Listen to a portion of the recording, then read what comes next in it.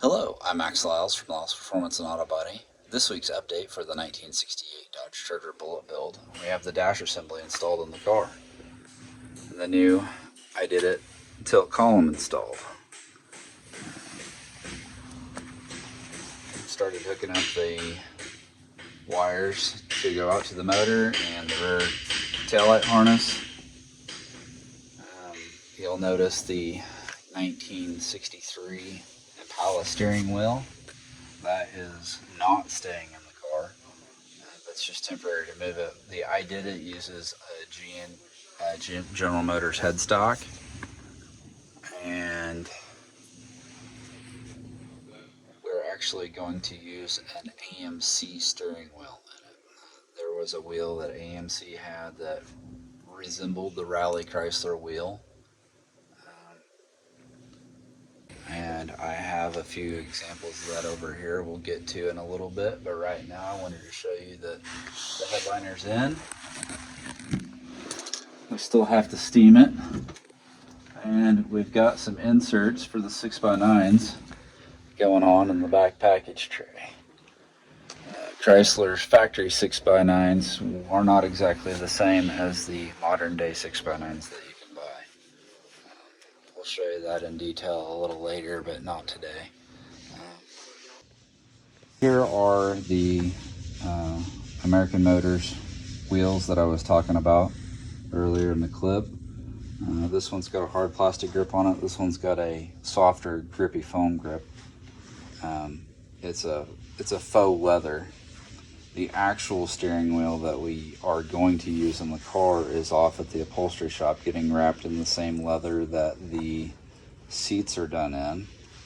We chose to go with the foam rubber grip, and we modified it to where it can be wrapped and stitched. But this is a good example of what it's going to look like. The American Motors uses the General Motors style hub for the steering wheel. And so this is going to work nicely with our steering column, the I Did It steering column, and it also uses the General Motors horn button. I've already started working on modifying the Chrysler horn button to accept the General Motors horn button, to where we still get to keep our stock style horn button. It'll look just like that, but with the leather wrapped rim and the horn of work with another piece that I'm in the process of making, but that's what we're going to use for the steering wheel. Last week we did a short on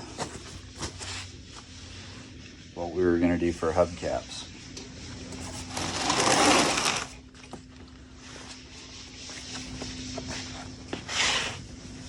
17-inch rim, getting a 17-inch 3D printed hubcap. This one is a test piece used for mock-up and fitment.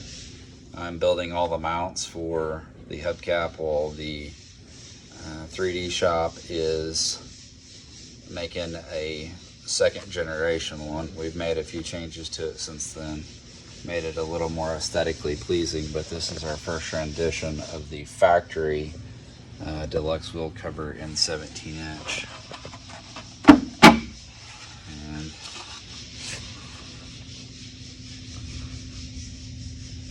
the stanchions here slipping the wheels that keep the hubcap from spinning. The Fratzog logo that goes in the center of this will actually be a nut that screws to the center of the hub that we're going to make to hold the hubcap to the rim. So the stanchions on the back keep it from spinning. The Fratzog will actually be a bolt that goes into a receiving bracket behind there, and that's what's going to hold the wheel covers on. But they're all going to be 3D printed out of ABS material. And so that is the reveal for what we're doing with the hubcaps from last week's short.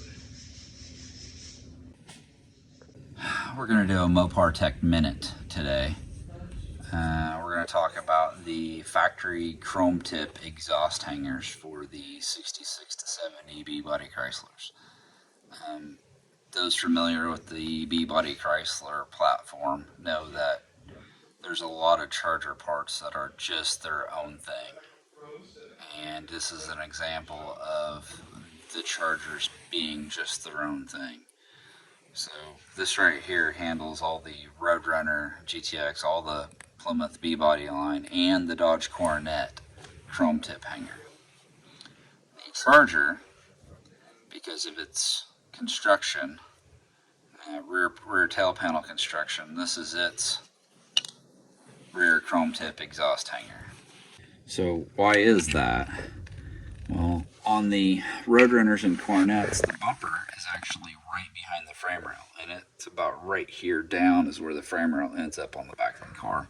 The Charger, they raised it up, and they had some brackets that go on top of the trunk pan that the bumper bolts to. So the bumper actually doesn't bolt in front of the frame rail, it bolts above it.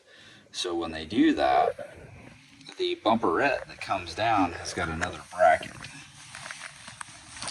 underneath the car, and this slides in and bolts up to the bracket, and it's the factory hold down bracket where they ship the cars out. This is where they put the hold down in to strap them down on the rail or on the transport truck.